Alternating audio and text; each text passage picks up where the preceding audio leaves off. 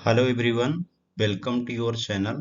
Previous lecture में हमने parasitology start किया था, ठीक है। और ये माइक्रोबायोलॉजी के ब्रांच का है सब्जेक्ट होता है, दैट इज पैरासिटोलॉजी। तो हमने प्रीवियस लेक्चर में पैरासाइट्स के बारे में पूरा डिटेल्स में जानकारी दिया था, इंट्रोडक्टरी क्लास थी, ठीक है ना। इसी से रिलेटेड यहाँ पर आज एक सेकंड लेक्चर रिमेनिंग बचा हुआ था, तो हमने कहा इसको भी कंप्लीट करते हैं। देन इसके बाद हम फर्दर क्लासिफिकेशन में आएंगे, प्रोटोजोलॉजी और हेलमिंथोलॉजी में, ठीक है ना। तो पहले हम प्रोटोजोलॉजी को फिनिश करेंगे, सेकंड जो होता है हेलमिंथोलॉजी को फिनिश करेंगे, ठीक है।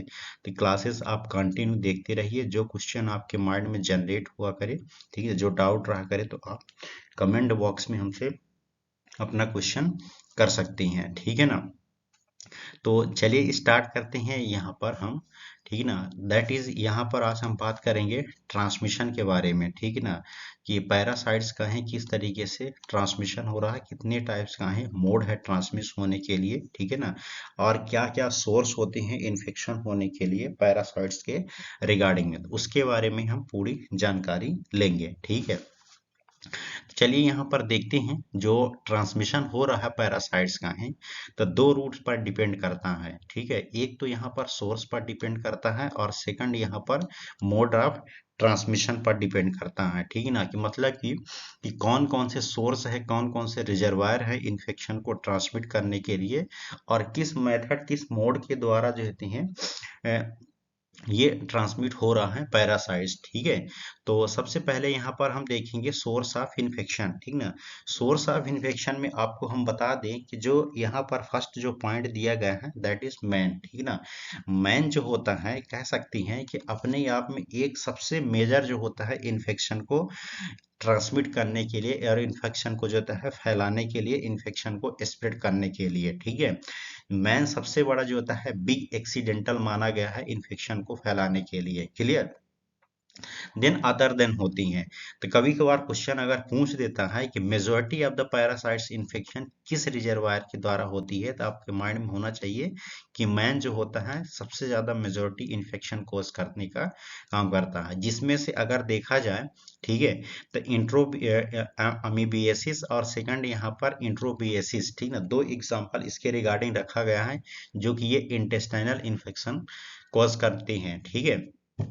तो ये सबसे ज्यादा मेजोरिटी में इन्फेक्शन फैलता है। The infection transmitted from one infected person to the another, ठीक ना। मतलब कि एक अगर इन्फेक्टेड पर्सन है तो वो किसी अन्य व्यक्ति को इन्फेक्शन ट्रांसमिट करने की कैपेबिलिटी रखेगा।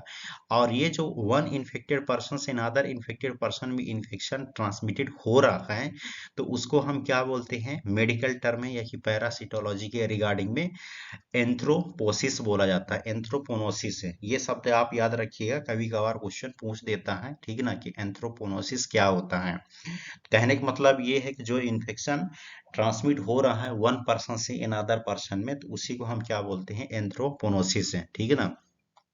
सेकंड जो मेजर रखा गया है यहाँ पर एनिमल्स रखा गया है, तो एनिमल्स जो होता है ये भी इन्फेक्शन कोज करता है, which is the transmitted from the infected animals to the humans, ठीक है ना। मतलब कि कोई इन्फेक्टेड एनिमल्स है और उसके कांटेक्ट में ह्यूमन जाए या कि एनिमल्स ही आए, ठीक है, तो उससे जिस टाइप का इन्फेक्शन फैल रहा है, जिस टाइप का इन्फेक्शन स्प्रेड हो रहा है, उसी को क्या कहते हैं हम इन्फेक्शन का सोर्स है एनिमल्स कहती हैं। और जो डिजीज उत्पन्न हो रही है एनिमल टू ह्यूमन में, उसको बोला जाता है zoonosis.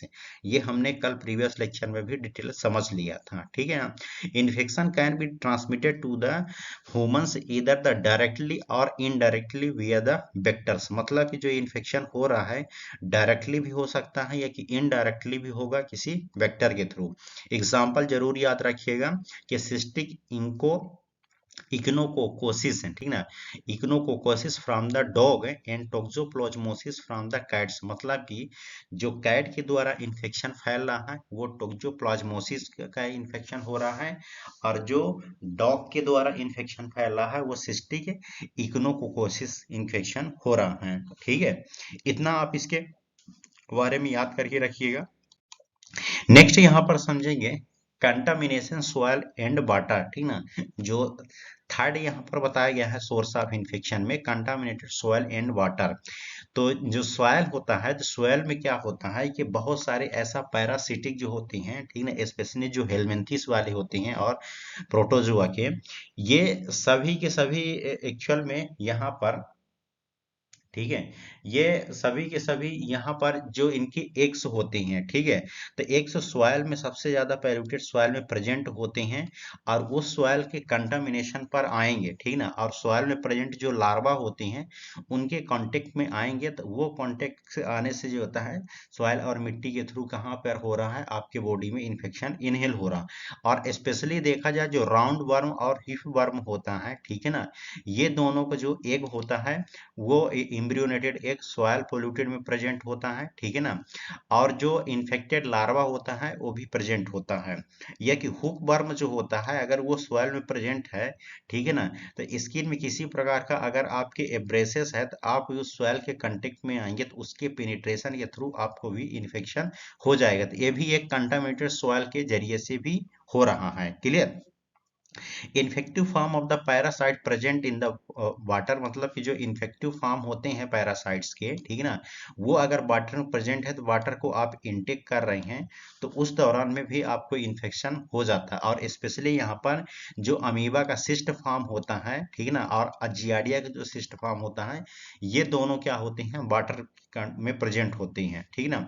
Water containing the intermediate host में बी द सॉलिड, ठीक ना, मतलब कि जो होस्ट होता है तो वो वाटर के कंटेक्ट में आया, उस दूषित पानी को पिया, ठीक ना, जिसमें से साइक्लोप्स प्रेजेंट है और cyclops containing the guinea worm, worm larva, ठीक ना, ये अगर प्रेजेंट है तो उसके जरिए से भी ये इन्फेक्शन आपके बॉडी में स्प्रेड हो रहा है, ठीक है ना, वाटर के जरिए से। नेक्स्ट है infected larva. Infected larva in the water में enter the penetrating the expose the skin, ठीक ना, मतलब कहने की ये है कि अगर ये इन्फेक्टेड लार्वा वाटर में प्रेजेंट है, जैसे स्विमिंग पूल वगैरह हो गई, तो इनमें क्या होता है कि अगर आप स्विमिंग कर रहे हैं तो इसके कांटेक्ट में आएगा तो स्किन में ये पेनिट्रेट करेगा, एक्सपोज करेगा और एक्सपोज होकर के आपके बॉडी में इंटर कर जाएगा। और स्पेशली जो होता है सरकेरी ऑफ द सिस्टोसोम्स है, ठीक ना, जो सिस्टोसोम का सरकेरी फॉर्म होता है ये स्किन पेनिट्रेशन के थ्रू ही आपके बॉडी में जाएगा। Free living parasites in the water, जो फ्री लिविंग पैरासाइट्स होती है वो भी वाटर में प्रेजेंट होती है, जो डायरेक्टली इंटर कर रहे हैं थ्रू द वल्नी रेवल साइट्स है, ठीक ना। वल्नी रेवल साइट्स का मतलब ये होता है कि जो आपके बॉडी में स्किन कहीं पर कटी हुई है या कि किसी प्रकार का फंगस वगैरह इन्फेक्शन है, ठीक है ना, ये कहीं ना कहीं एब्रेसिस आपकी स्किन है, उसको बोला जाता है वल्नी रेवल साइट, ठीक ना। वल्नी लेवल साइट्स में जो होता है उसके डायरेक्टली पेनिट्रेट करेगा और उसमें जो होता है एंट्री कर जाएगा। स्पेशली यहाँ पर जो निग्लेरिया फोलेरी होता है, ठीक ना, तो ये इंटर कर रहा है नेजो फेरेंस के थ्रू फैल रहा है। क्लियर? क्योंकि नेजो फायरिंग जो होता है नेजल वाला एरिया खुला हुआ रहता है अगर आप स्विमिंग वगैरह में स्विमिंग कर रहे हैं तो, ठीक है, ये इतना आप समझ गए। नेक्स्ट हम समझेंगे यहाँ पर फूड जो सोर्स इन्फेक्शन है। फूड भी अपने आप में big source of the infection होता है पैरासिटिक को फैलाने के लिए, ठीक है।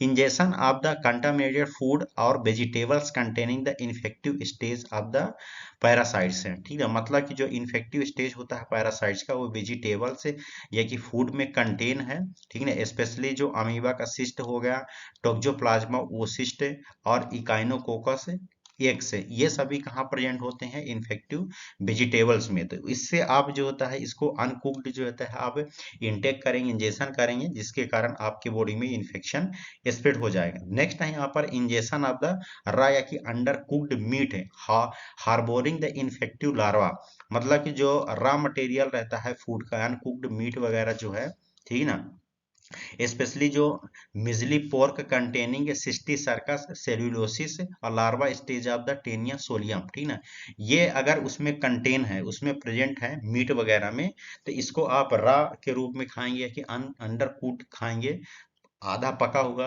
के रूप में खाएंगे, तब उसके दौरान आपके बॉडी में इंजेक्शन के थ्रू जाएगा और आपको इन्फेक्शन फैला देगा। ये भी एक सोर्स ऑफ इन्फेक्शन है। अदर में यहाँ पर जैसे फिश है, क्रेव है, ठीक ना, एक्योटिक प्लांट है जो तालाब वगैरह में पाए जाती हैं, इनको भी आप अंडर कुक्ड के रूप में इंजेस्ट करेंगे तो इस पे से भी इन्फेक्शन हो जाएगा। क्लियर?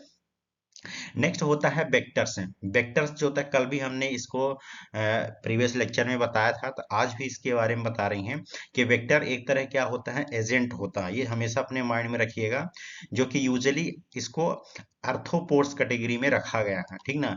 जो कि इन्फेक्शन कैसे ट्रांसमिट कर रहा है, कि transmit and the infection from man to man, from the other animal to man. मतलब कि ये जो इन्फेक्शन फैलाता है वेक्टर्स, तो ये मैन टू मैन इन्फेक्शन फैला सकता है, ठीक है ना, या कि एनिमल टू मैन में भी फैला सकता है, या कि अदर जो एनिमल्स होती हैं और उनके भी अदर एनिमल्स जो कह सकते हैं कैटल वगैरह, उनमें से भी इन्फेक्शन फैला देती है। तो इस तरीके से जो इन्फेक्शन फैल रहा है सोर्स ऑफ इन्फेक्शन के रूप में, तो ये सभी वेक्टर के थ्रू ही आ रहे हैं। जिसमें से एग्जांपल समझ के रखिएगा, क्योंकि एग्जांपल से क्वेश्चन पूछा जाता है कि female Anopheles for the vector of the malaria parasite. जो फीमेल एनाफिलीज होता है वो किसके लिए वेक्टर है, ये मलेरिया पैरासाइट्स के लिए, ठीक ना। अब वेक्टर भी जो होता है टू टाइप्स के होते हैं, एक बायोलॉजिकल वेक्टर होता है और सेकंड यहाँ पर मैकेनिकल वेक्टर होता है। ये दोनों को आप समझ के रखिएगा, क्योंकि क्वेश्चन पूछ देता कभी कभार के कि which of the following example of the biological vector. अब यहाँ पर हम समझ लेते हैं कि कौन कौन से इसके एग्जाम्पल हैं। तो सबसे पहले हम यहाँ पर समझेंगे बायोलॉजिकल फैक्टर। तो बायोलॉजिकल फैक्टर जो होता है ये भी एक तरह का है, सॉरी यहाँ पर हमने बार बार फैक्टर बोल दिया है, वेक्टर की बात कर रहे हैं, ठीक है ना। तो ये एक तरह का है वेक्टर होता है, जो कि क्या हो रहा है, which not only assist in the transfer of the parasites. ये पॉइंट को अपने माइंड में रखिएगा, ठीक ना, कि not only assist in the transfer of the parasites but parasites undergo development and multiplication in body as well. कहने का मतलब यहाँ पर ये है कि जो बायोलॉजिकल वेक्टर होता है वो ट्रांसफर, पैरासाइट को ट्रांसफर करने के लिए असिस्ट नहीं है, केवल नहीं है, लेकिन ऐसा है कि जो पैरासाइट्स होता है अगर एक बार बायोलॉजिकल वेक्टर के थ्रू ट्रांसमिट हो गया है, ठीक ना, तो वो डेवलपमेंट और मल्टीप्लिकेशन दोनों करेगा इन द बॉडी, बॉडी के अंदर एज वेल, बहुत बेल तरीके से, बहुत बढ़िया तरीके से है, ठीक है। लेकिन यहाँ पर ही अगर हम मैकेनिकल वेक्टर की बात करेंगे तो आल्सो इज अ वेक्टर, ये भी एक तरह का वेक्टर है, ठीक है, जो कि assist in the transfer of the parasites from the between the host, ठीक ना। मतलब कि ये होस्ट के बीच में इन्फेक्शन को ट्रांसमिट करने के लिए असिस्ट तो हो रहा है, कैपेबल हो रहा है, लेकिन but is not essential in the life cycle of the parasites. मतलब ये जो लाइफ साइकिल चलेगी पैरासाइट्स की, उसके लिए एसेंशियल ये नहीं होगा, उसके लिए जरूरी नहीं होगा, लेकिन ये इन्फेक्शन फैलाने के लिए जो होता है असिस्ट करेगा। अब ये दोनों में समझ में आ गया होगा आपको, लेकिन एग्जाम्पल आप माइंड में रखिए, ठीक है।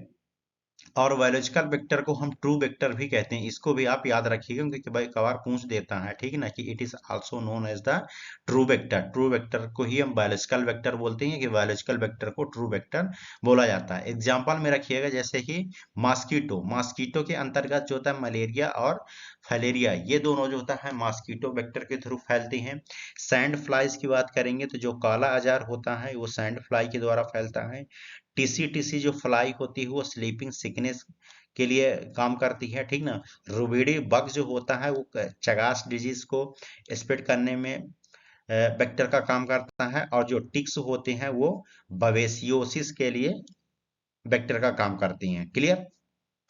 नेक्स्ट इसका एग्जांपल समझिए आप मैकेनिकल वेक्टर में। तो मैकेनिकल वेक्टर में जो होता है हाउस फ्लाई, जिसको हम डोमेस्टिक फ्लाई भी कहते हैं, ये अमीबियासिस को ट्रांसमिट करने में वेक्टर के रूप में काम करती है। नेक्स्ट और एग्जांपल है जैसे कि यहाँ पर एनिमल्स, और एनिमल्स में जो डोमेस्टिक एनिमल्स होते हैं और एक यहाँ पर जो होता है वाइल्ड एनिमल्स होती हैं। तो डोमेस्टिक एनिमल्स जैसे काऊ होता है, तो काऊ में अगर इन्फेक्शन है टेनिया सोलियम और सर्कोसिस्टिका है तो ये फैल जाएगा, ठीक ना। पिग्स के द्वारा अगर फैल रहा है तो टेनिया सोलियम फैल रहा है और ट्रिकिनेला स्पाइरलिसिस फैल रहा है, ठीक ना। डॉग के थ्रू अगर फैल रहा है तो इकाइनोकोकस ग्रेनुलोसस फैल रहा है, ठीक ना। कैट के द्वारा अगर इन्फेक्शन फैल रहा है तो टोक्सोप्लाज्मा गोंडाई और एपिस थोरेसिक फैल रहा है। क्लियर। वाइल्ड की अगर बात करेंगे, यहाँ पर जो जंगली जानवर होते हैं जिसमें से वाइल्ड गेम एनिमल्स, ठीक ना, इसमें से जो होता है ट्रिपैनोसोमियासिस फैल रहा है, ठीक ना। वाइल्ड फिलाइंस जो होते हैं जिसमें पैरागोनिमस बेस्टरमनी फैल रहा है, फिश जो होते हैं तो ये फिश टाइप वर्म को फैलाते हैं, मोलस्कस जो होते हैं ये लीवर फ्लूक्स को फैलाते हैं, और जो कोपीपोड्स होते हैं, ठीक ना, कोपीपोड्स जो गुनिया वर्म गुनिया पिग्स को फैलाने का काम कर रहे हैं। तो ये आप डोमेस्टिक और वाइल्ड दोनों को आप समझ के रखिएगा, कभी कभार क्वेश्चन पूछ देता और ये भी पूछ देगा कि ये किस वेक्टर का एग्जाम्पल होता है। क्लियर। नेक्स्ट समझिए यहाँ पर कैरियर। कैरियर भी जो होता है बिग इन्फेक्शन का सोर्स होता है, जिसमें से a person who is infected with the parasites, मतलब कोई पर्सन है जो कि पैरासाइट से इन्फेक्टेड है विदाउट एनी क्लिनिकल एयर और subclinical disease is known as the carrier. मतलब कि यहाँ पर क्या है कि उसके अंदर क्लिनिकल और सब क्लिनिकल डिजीज के बिना ही क्या कर रहा है, इन्फेक्शन को फैला रहा है। मतलब क्लिनिकल सब क्लिनिकल इन्फेक्शन नहीं है, लेकिन तो भी ये कैरियर के रूप में इन्फेक्शन डिजीज को फैला रहा है, इसी को बोला जाता है कैरियर। अब यहाँ पर दो शब्द आया है, एक क्लिनिकल और एक सब क्लिनिकल। ये दो शब्द को जब हम इन्फेक्शन फैलाएंगे और टाइप्स ऑफ जब इन्फेक्शन पढ़ाएंगे तो उस दौरान हम इसको एक्सप्लेन करेंगे। क्लियर। अभी इतना आप समझ के रखिए। ट्रांसमिट कैसे हो रहा है ये अदर के रूप में, जिसमें एग्जांपल बता रहा है कि ऑल आर्थ्रोपोनोटिक है, ठीक है, जितने भी आर्थ्रोपोनोटिक से इन्फेक्शन होते हैं वो सभी कैरियर के द्वारा फैलते हैं। Vertical transmission of the congenital infection, ठीक ना, जो जन्मजात फैल रहा है वो भी वो कैरियर के द्वारा ही काम हो रहा। नेक्स्ट यहाँ पर है ऑटो इन्फेक्शन, जिसको हम सेल्फ इन्फेक्शन भी बोलती हैं। फिंगर टू माउथ ट्रांसमिशन, कहने का मतलब ये है कि आप देखे होंगे बहुत सारे ऐसे चाइल्ड होते हैं, बच्चे होते हैं जो धूल मिट्टी में खेलते रहते हैं, ठीक है। और आज जैसे बहुत सारे ऐसे फार्मर किसान होते हैं अच्छे से, मतलब कि नेल्स के अंदर मिट्टी वगैरह जो लगी रहती है, नेल्स के अंदर जो कंटामिनेशन लगा रहता है उसको वॉश नहीं करते हैं और वो माउथ में टच करते हैं, आई को टच करते हैं, तो ये अपने बॉडी को सेल्फ इन्फेक्शन फैला रहे हैं, ठीक है ना, अपने बॉडी से ही किसी बॉडी की आर्गन में इन्फेक्शन फैला है। इस तरीके के इन्फेक्शन को हम ऑटो इन्फेक्शन ही कहते हैं और ये भी एक सोर्स ऑफ इन्फेक्शन है। एग्जाम्पल में जैसे कि पिन वर्म हो गया, ठीक है ना, इंटेस्टाइनल री इन्फेक्शन कोज करने का काम करता है, जिसमें से स्ट्रोंगिलॉइड्स होता है। क्लियर। और भी अदर यहाँ पर जो होता है ऑटो इन्फेक्शन के अंतर्गत रखा है, इसमें से हाइमोनोलेप्सिस नाना होता है, जिसको हम एच नाना भी बोलते हैं। इंट्रोबियस बर्मिकुलरिस हो गया, टीनिया सोलियम हो गया, ठीक ना, स्ट्रोंगिलाइड स्टार कोरेलिस हो गया, कैपिलेरिया फिलिफिनेसिस हो गया, ठीक ना, क्रिप्टोस्पोरेडियम परवम हो गया। ये सभी जो होते हैं ये ऑटो इन्फेक्शन कोज करती है, ऑटो इन्फेक्शन फैलाने का काम करती हैं, मतलब कि सोर्स ऑफ इन्फेक्शन। तो एग्जांपल ये सभी आप याद रखिएगा क्योंकि कभी कभार क्वेश्चन पूछ देगा। क्लियर। नेक्स्ट हम यहाँ पर सेकंड समझेंगे मोड ऑफ इन्फेक्शन। अभी तो हमने सोर्स ऑफ इन्फेक्शन समझा, अब मोड ऑफ इन्फेक्शन समझेंगे, कौन कौन से ऐसे मोड है जो बॉडी में इन्फेक्शन को फैला रहे हैं, जिसमें से सबसे मोस्ट है ओरल contamination. Oral contamination में most common method of the contamination is through the oral route by the contaminated food, water, soiled fingers और vomits। vomits का मतलब होता है क्लॉथ, जो इन्फेक्टेड क्लॉथ्स होते हैं कपड़े वगैरह उनके थ्रू फैल रहा है, ठीक है। जैसे माउथ वगैरह में आप टचिंग किए किसी के हैंकी वगैरह टॉवल्स वगैरह, उससे भी फैल रहा है, ठीक ना। तो ये ओरल ट्रांसमिशन हो रहा है, जिसमें से मैनी इंटेस्टाइनल पैरासाइट जो होती हैं बॉडी में इंटर करते हैं इस मैनर के थ्रू, और इन्फेक्टिव स्टेज होते हैं जिसमें से सिस्ट हो गया, इम्ब्रिनोटेड एग हो गया और लार्वल फॉर्म हो गया। ये सभी इंटेस्टाइनल इन्फेक्शन कोज कर रहे हैं। Infection with the entamoeba histolytica and other intestinal protozoa occurs when the infective cyst are the swallowed. मतलब कि जो इन्फेक्टिव सिस्ट होगा तो इनका इंटेस्टाइनल प्रोटोजोआ का और इंटमीबा हिस्टोलिटिका का, तो आप उसको स्लोड करेंगे, ठीक ना, निगल लेंगे, तो इससे ही ओरल ट्रांसमिशन हो जाएगा। नेक्स्ट है second point skin transmission. Skin transmission में कि entry through the skin is the another important mode of the transmission. मतलब कि जो स्किन के द्वारा इन्फेक्शन ट्रांसमिट हो रहा है तो ये another most of the infection है, जिसमें से hook worm infection is the acquired, ठीक ना, हुक वर्म जो होता है इन्फेक्शन एक्वायर्ड हो रहा है when the larva enter the skin person walking the bare foot and the contaminated soil. मतलब कि खुले हुए पैर अगर वो कंटामिनेटेड सोयल में वॉकिंग कर रहा है तो उसके स्किन का जो होता है लार्वा जो होगा, ठीक ना, जो किसका लार्वा, हुक वर्म का लार्वा जो होता है सॉइल में प्रेजेंट रहेगा, वो स्किन के थ्रू एंट्री मारेगा, ठीक ना, पेनिट्रेट करेगा और उससे वो एक्वायर्ड हो जाएगा। Clear. Schistosomiasis acquired when the cercarial larva in the water penetration of the skin, मतलब कि जो सिस्टोसोमियासिस है उसका सरकेरी लार्वा, ठीक ना, कहाँ पर प्रेजेंट है, वाटर में। तो वाटर के कांटेक्ट में अगर आप आएंगे तो उससे पेनिट्रेट होकर के ये चला जाएगा। क्लियर। तो इतना आप इसके बारे में समझ करके रखिए क्योंकि ये बहुत ही जरूरी है इसके रिगार्डिंग में। क्लियर, इतना आप इसमें समझ गए। नेक्स्ट आप मोड ऑफ ट्रांसमिशन समझिए, वेक्टर ट्रांसमिशन, जो अभी अभी हमने एक्सप्लेन किया। क्लियर। जिसमें से many parasites disease are the transmitted by the insect bite, ठीक ना, जिसमें से malaria is the transmitted by the bite of the female anopheles mosquito, ठीक ना, मतलब कि जो एनाफिलीज मॉस्किटो होता है तो वो वाइट करेगा और मलेरिया को फैलाएगा, ठीक है। फाइलेरियासिस जो होता है transmitted by the bites of the culex mosquito, culex mosquito के वाइट करने से कौन सा फैलेगा, फाइलेरियासिस फैलेगा। तो ये वेक्टर ट्रांसमिशन का काम कर रहा है। अब vector could be the biological vector और मैकेनिकल वेक्टर, मतलब कि वही जो अभी हमने एक्सप्लेन किया कि वेक्टर दो तरीके से हो सकते हैं, बायोलॉजिकल वेक्टर और mechanical vector. Clear.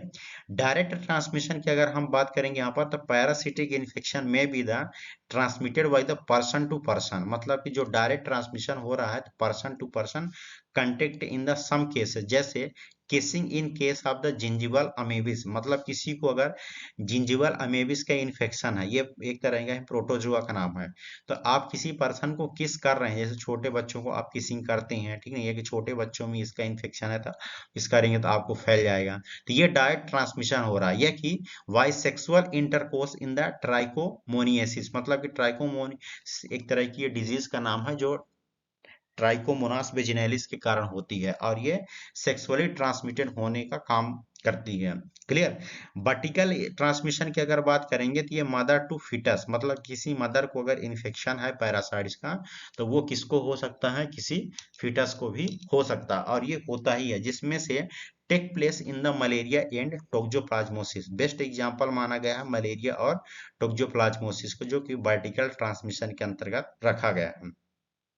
Iatrogenic transmission क्या होता है कि seen in case of the transfusion malaria and toxoplasmosis after the organ transplantation, मतलब कि बॉडी में किसी भी आर्गन टिश्यू सेल्स का अगर ट्रांसप्लांटेशन हो रहा है तो उस दौरान में अगर किसी पर्सन को जिसका आप डोनर के रूप में आर्गन को ले रहे हैं और किसी रिसिपिएंट को आप ट्रांसमिट कर रहे हैं, ठीक है, तो उसमें मलेरिया या कि टोक्जोप्लाज्मोसिस के हैं इन्फेक्शन रहा होगा तो ये जिस तरीके का ट्रांसमिशन होगा उसको बोला जा रहा है यहाँ पर आइट्रोजेनिक ट्रांसमिशन, ठीक ना, ये आप याद रखिएगा। नेक्स्ट हम यहाँ पर, ओके, तो आज के लिए इतना ही। थैंक यू सो मच, ठीक ना। वीडियो अगर आपको अच्छा लगे तो आप लाइक सब्सक्राइब जरूर किया करिए, ठीक ना, ताकि हमको एक मोटिवेशनल फीडबैक मिले, हम आपके लिए और भी वीडियो बना सकें। क्लियर। तो थैंक यू सो मच।